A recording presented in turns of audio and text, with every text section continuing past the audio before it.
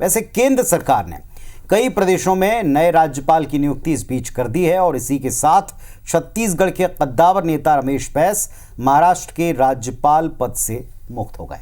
बैस मंगलवार को छत्तीसगढ़ वापस लौट रहे हैं, लेकिन उससे पहले ही कांग्रेस और बीजेपी में बयानबाजी का दौर तेज हो गया है। रमेश बैस की नई भूमिका को लेकर दरअसल कई सवाल हैं, जिसके जवाब अब तक नहीं मिल पाए हैं। देखिए इसी पर गर्माती सियासत पर की रिपोर्ट।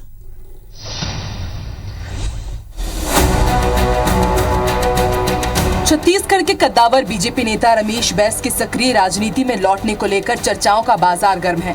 रायपुर से 7 बार के लोकसभा सांसद रमेश बैस की पहचान बीजेपी में सहज, सरल और कर्मठ राजनीतिज्ञ की रही है। यही वजह है कि पार्टी ने उन्हें इसका इनाम पहले त्रिपुरा, फिर झारखंड और फिर महाराष्ट्र के राज्यपाल के रूप में नियुक्त करके दिया।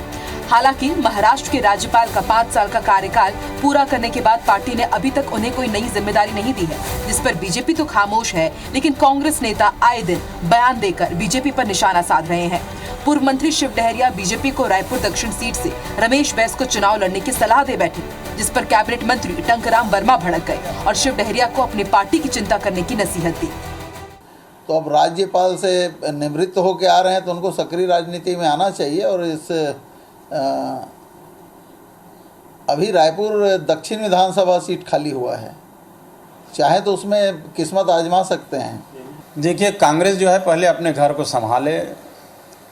उनके यहाँ सिर फुटबॉल की स्थिति है, परिणाम सामने में है।